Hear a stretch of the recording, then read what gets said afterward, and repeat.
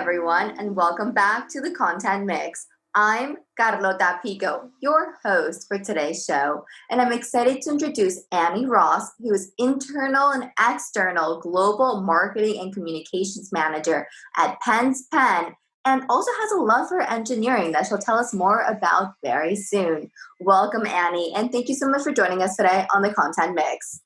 Hey, no, thank you for inviting me today. Really interested to kind of share some information with you guys.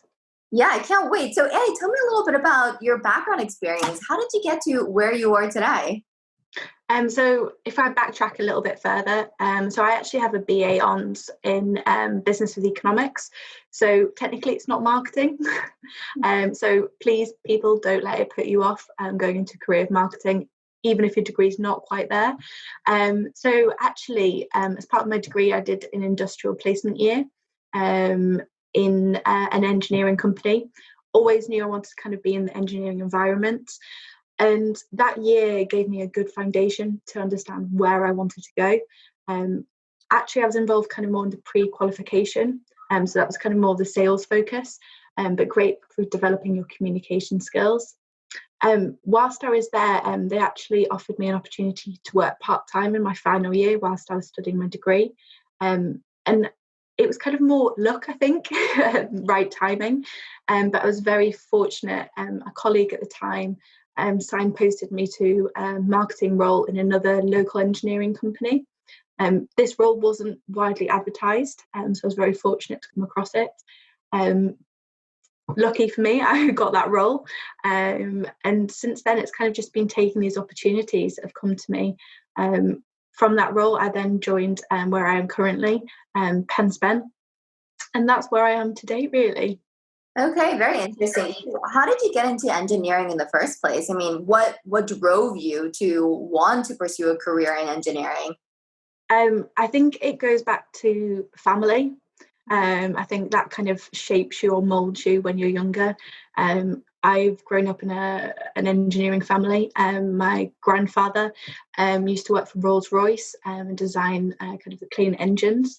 So I understand kind of the quirkiness of engineering, and maybe I was the black sheep in the family because I was the one who did a business degree, and I think everyone was a little bit upset at the time. But I always knew that the engineering environment was where I wanted to work. I just didn't quite have the mind to do engineering itself. So I think that's where it kind of stems from, the passion. And then since I've kind of worked in more engineering companies now, it kind of grows inside of you. You kind of understand the technical terminology and how to translate it kind of in layman's terms to the audience. I think it takes maybe a certain type of person. It's not everyone's cup of tea to work in engineering, and especially as it's normally quite a traditional industry. But there's been some really exciting developments in the industry recently, and people kind of starting to push boundaries on social media, etc.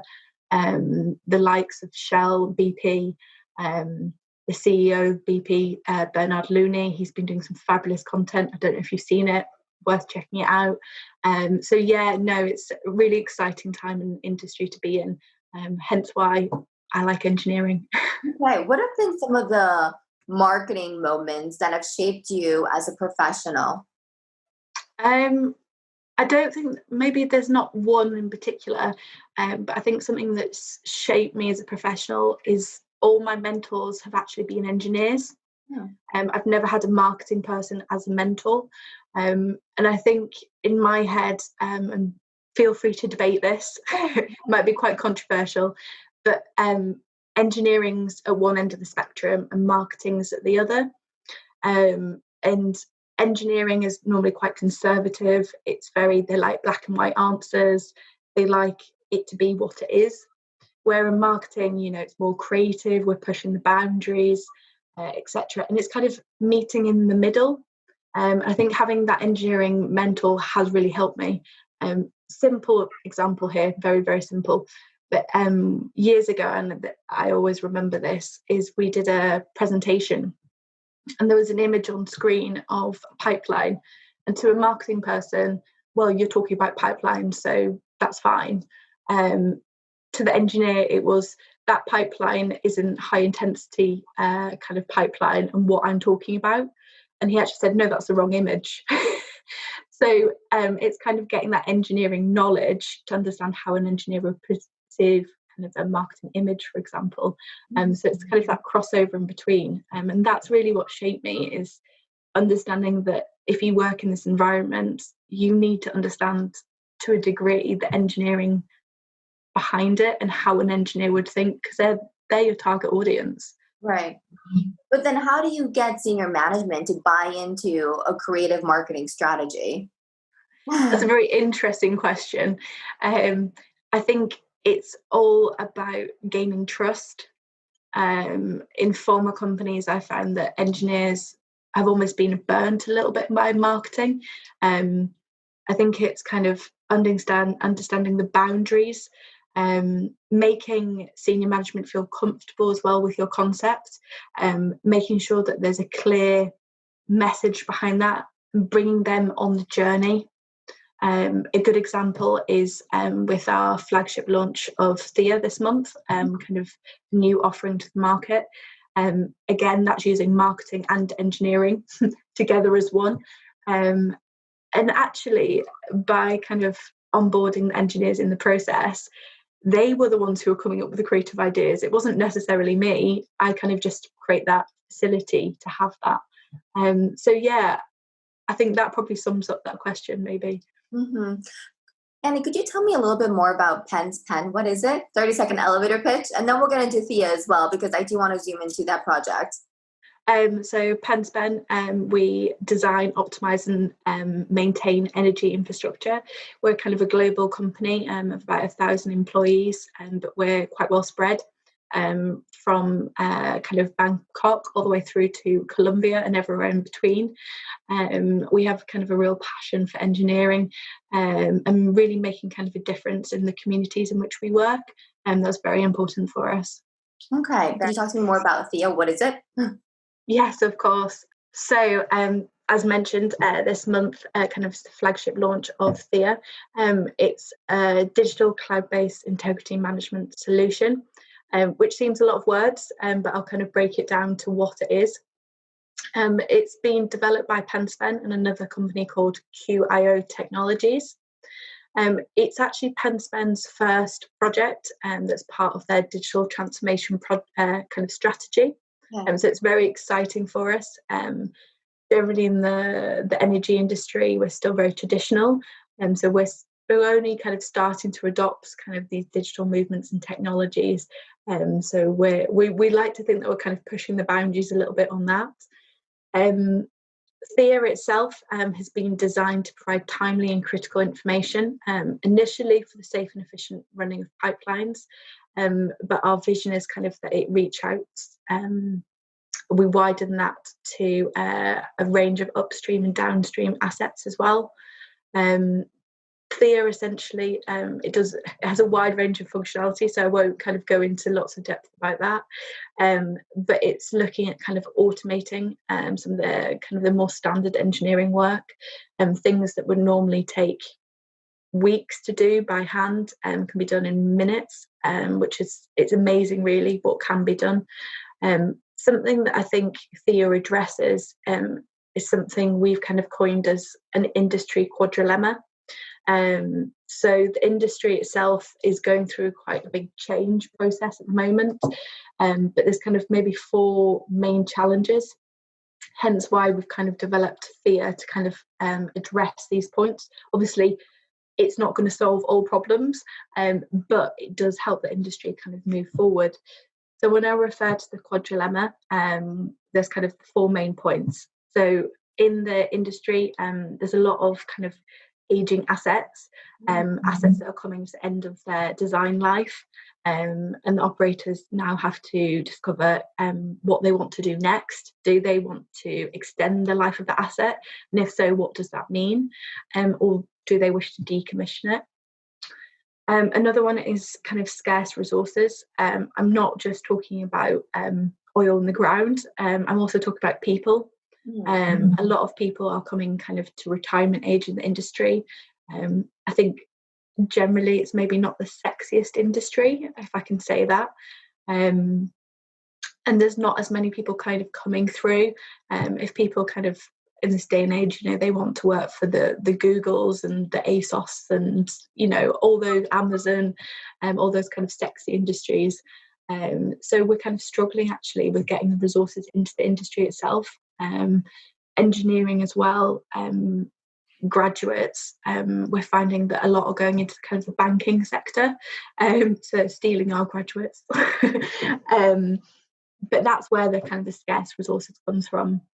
We also, the operators have to deal with kind of more regulations coming in to ensure kind of the safe and efficient running of their assets. Again, imagine more piling onto them. How can Thea help with that? And also the new one is the new financial outlook.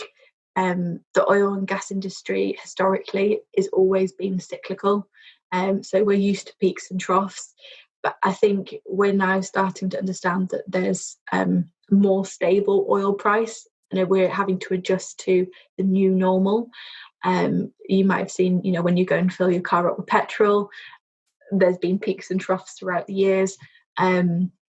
So it's kind of us adjusting to that new mindset. And I think Thea, being digital, we're looking at automating some of the kind of more basic engineering work.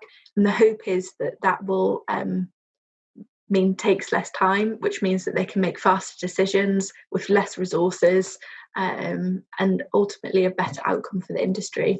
Okay, Annie, so is it a software or is it cloud-based? What's the technology look like? It is cloud-based. We don't we don't say it's a software as such. We call it a solution. Mm-hmm. What's interesting is the cloud. I think everyone's kind of started to talk about that now.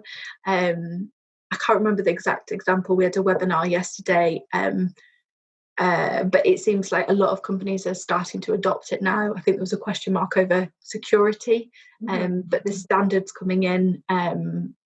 So it is becoming kind of a more regulated way, or a new normal way of doing things.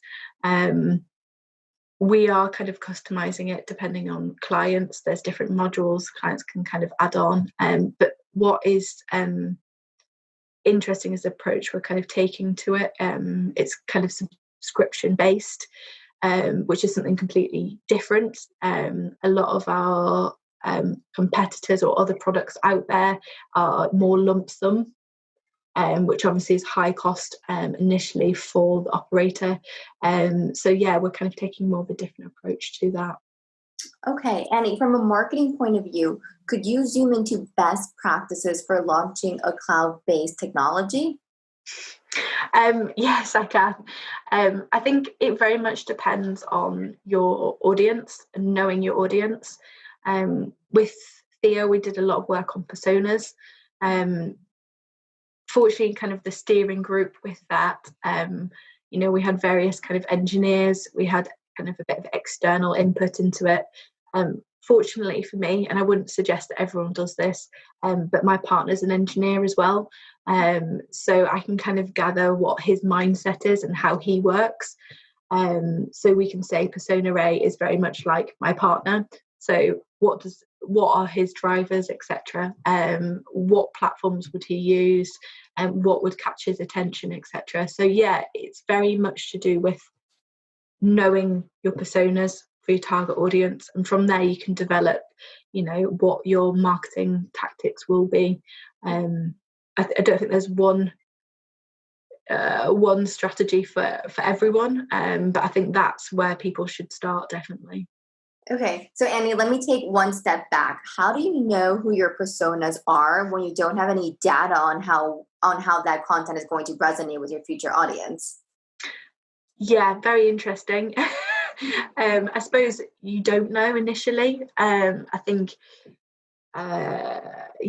it's the best you can do is build your personas in terms of what you know in-house. What does experience tell you? And then you can build on as well. We've got people in our organisation who previously worked for large operators. So I did a lot of internal quizzing from them. How does it work from an operator's perspective? What are going to be their drivers, etc. Yesterday, we did an external webinar we kind of ran a poll question just to gather some insight into what people perceive to be the drivers in the operator's shoes. Hey, listen, it's not one size fits all. And I think it is also about navigating through it. So you can start at point A, you release something, and then you realize that you need to realign, readjust slightly. That's fine. But just remember, you need that flexibility throughout the journey as you release things. Something we've kind of released initially, but we're looking to run a series of kind of short animations. This is kind of a big leap for us. It's not something we've done previously. They're kept very light-hearted, which I haven't seen done yet. There is a baseline humour in it, just to capture kind of those engineers. And also, it kind of makes it a bit more memorable. I am a bit apprehensive to see how it's going to be received. Internally, people seem to be very happy with it. And it's kind of a talking point. But yeah, I think, hey, listen, you don't know what's going to happen, and you can prepare as best as possible.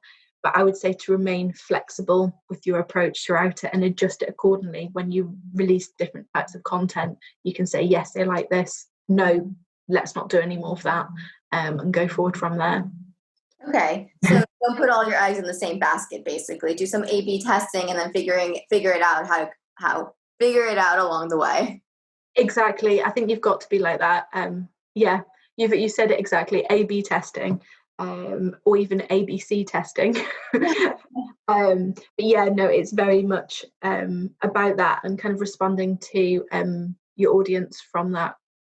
Okay, excellent. I was on your LinkedIn profile, Annie. I was snooping around, and you said that you organically doubled the number of followers from 25,000 to 50,000 followers on the Penspen LinkedIn page in less than a year. So obviously, I'm going to ask you about how you made that happen. Can I say luck? No, there was a strategy kind of behind it. So back 2017 when I joined Penspen, they hadn't had kind of much of a marketing function for at least 6 months, I would say. So things have kind of died down a little bit. I joined from a kind of a bit of a competitor, so it was quite good for me because I understood kind of the external perception of Penspen. And I think sometimes marketing's overcomplicated. people may disagree with me on this, but my first objective for me was just get active. Mm-hmm. And the external perception was that Penspen, were they still there? They hadn't heard anything about Penspen for a long time. What were they doing? Were they still winning projects? What interesting projects were they doing? What challenges had they come across? What technical insights had they delivered? Technical papers, presentations? It kind of dropped off a bit of a cliff. So when I talk about just getting active, okay, that's not very smart. There was more to it. But as a high-level objective, that's what I wanted to do. And in that, part of it was LinkedIn. I wanted to get content out there as quick as possible on what Penspen was doing. Fortunately for me, there was lots of really good stories in the company. It's just people didn't know what was available to them. So I was very fortunate in the sense that I didn't have to go out and create the stories. They were there within the company. So what I did was more of an onboarding exercise. Firstly, with kind of the sales and marketing personnel in the regions. That then moved to kind of leadership, and then kind of onto key influencers and everyone else within the organisation, kind of giving them an understanding of why we would use social media, and predominantly just LinkedIn for us, and the power that one individual can have to improving a brand, being that brand ambassador or champion and being proud to work for that brand. And actually, it was all about getting those employees on board and behind the brand and realising it's part of them and part of their job role.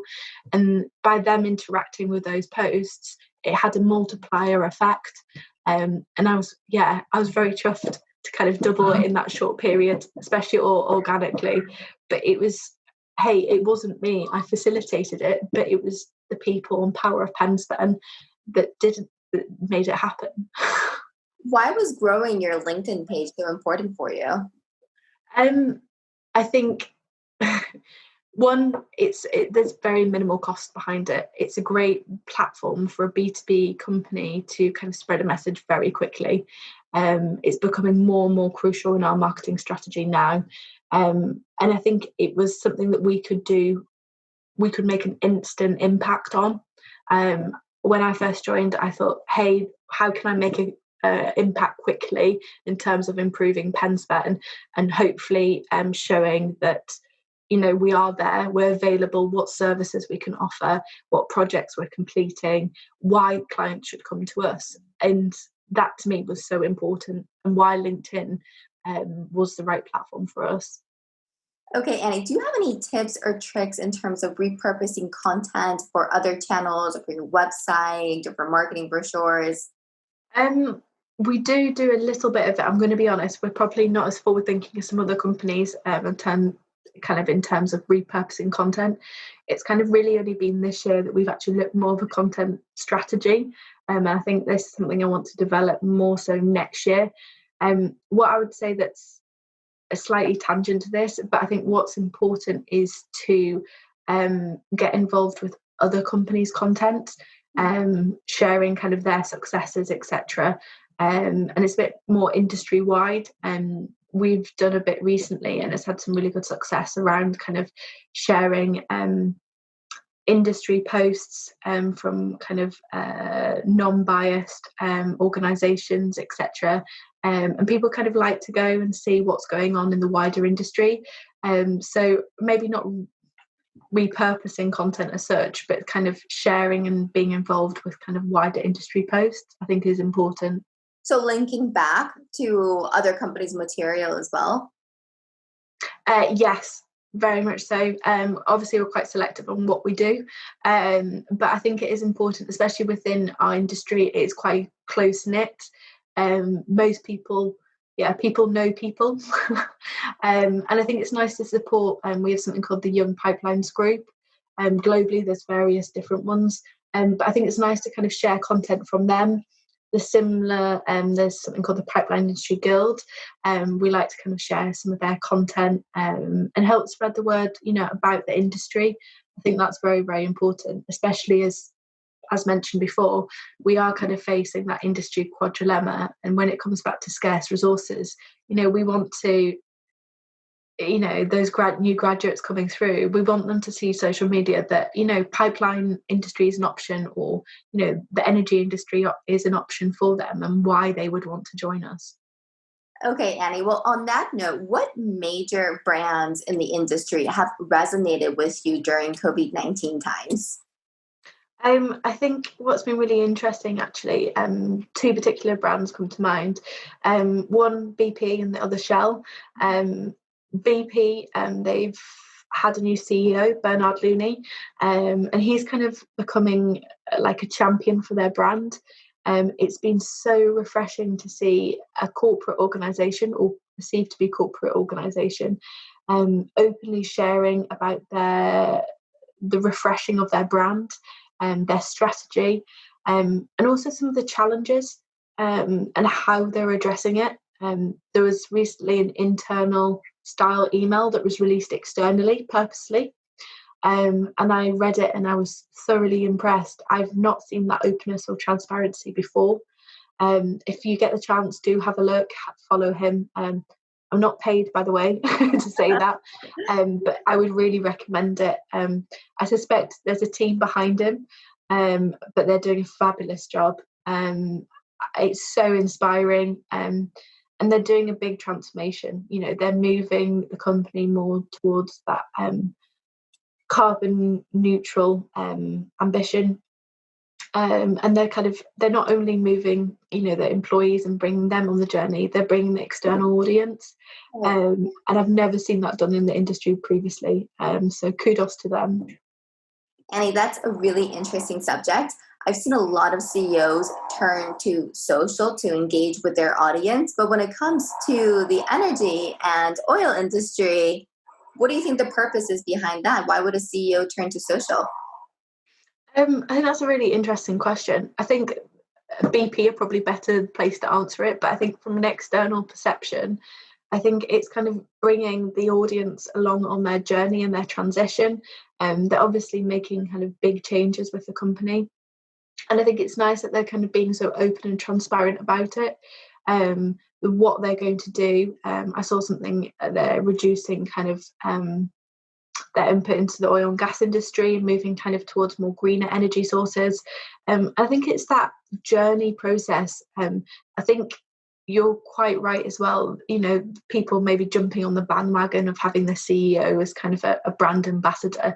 But I think what makes the difference is the authenticity of the content. What Bernard Looney posts is believable. You know, he doesn't cloud over the challenges. He's very open and he actually addresses them and says, look, I know this isn't going to be easy for people. Here's what we can do. And he's almost allowing them to think, okay, so what are we going to do here?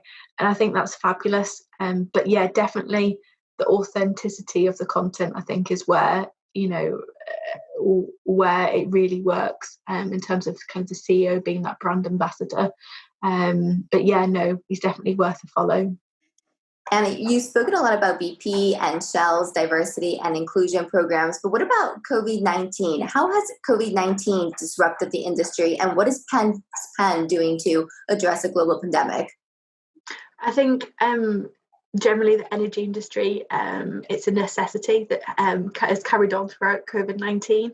I'm incredibly proud of the employees, you know, who've gone out there and maintained, for example, the gas networks in the UK. We've got people out in the Middle East who maintain infrastructure as well. You know, it's kind of work as normal with new safety practices and measures in place. As a company, we did quite a lot internally to support employees as best as possible. We had access to a wellness app, which it was fabulous. There was something called challenges on it. So you could do walking, running, or cycling challenges. It kind of, especially the walking one, it caused a bit of a stir between the regions, you know, a bit of competition, friendly competition. But actually it was great. It got everyone up out of their chair, positive, you know, walking up their stairs at home, walking around the circle, you know, in a circle in a garden. And it's got us all talking and bringing us all together. Some other fabulous things locally, especially in Abu Dhabi, the government regulations have always been a certain percentage in the office, even during COVID-19, with obviously safety regulations in place. And a lot of those people, you know, are away from their families.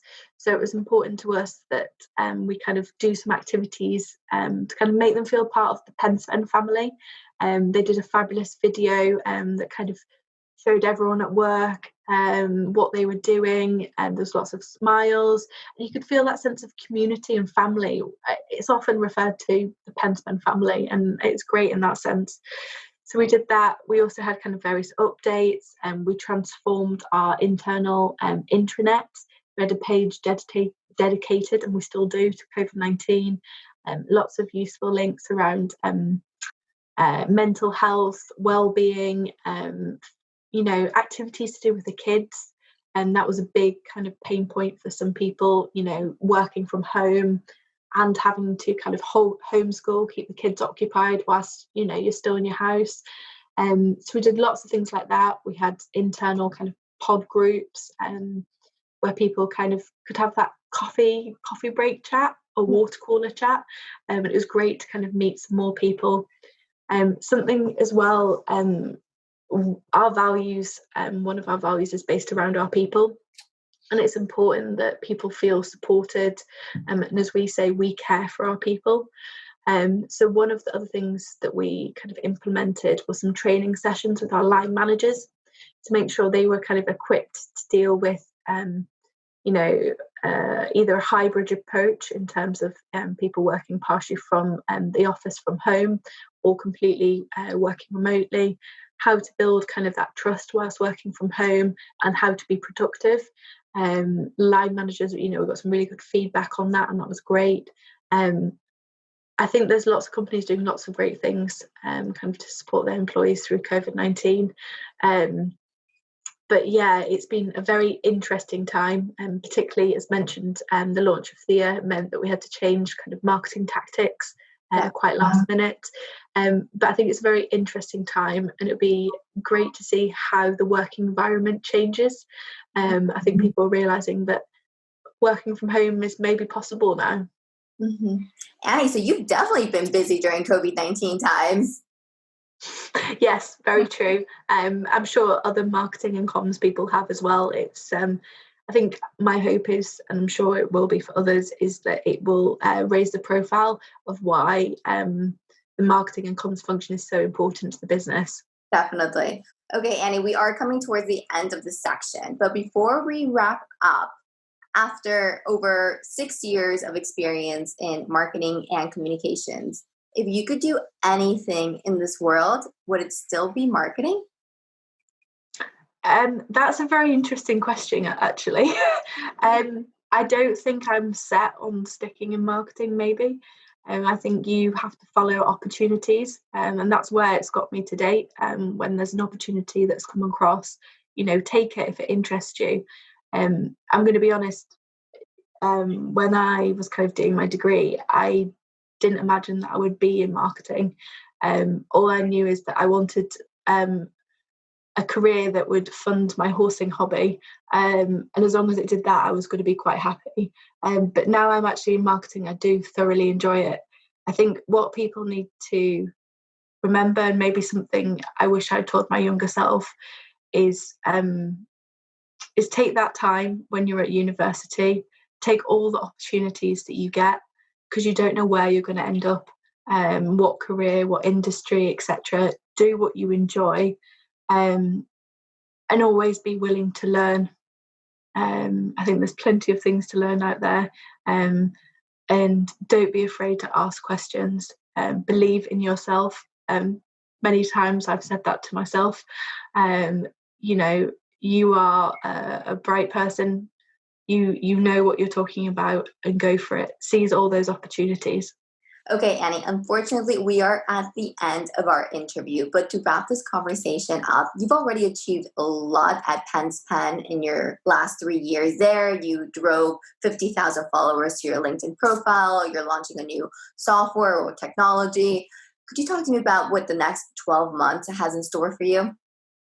I think from a marketing perspective, I think we're going to move more towards digital marketing tactics, and keep maintaining that momentum. I think there's lots of exciting things to come. I hope that our audience have a look for our short animations that are coming out around Thea. This is something completely new, so I'll be interested to hear people's views around these kind of short animations. So yeah, lots of things kind of to look forward to, but I'm not going to tell too much right now. Okay, the best is yet to come. Indeed. Okay, Annie. Well, thank you so much for joining us on the Content Mix. It was awesome to meet you, to learn more about the energy and oil industry, to learn about Thea, and to learn about your experience in engineering as a woman leader in the marketing industry. Thank you ever so much. Really appreciate it, and I hope to kind of be part of the community that you're growing. It sounds very, very interesting. Thank you. I appreciate that. And to everybody listening in today, thank you for joining us on the Content Mix. For more perspectives on the content marketing industry in Europe, check out the Content Mix. We'll be releasing interviews just like this one every day. So keep on tuning in. Thanks again. Have a fabulous day and see you next time. Bye.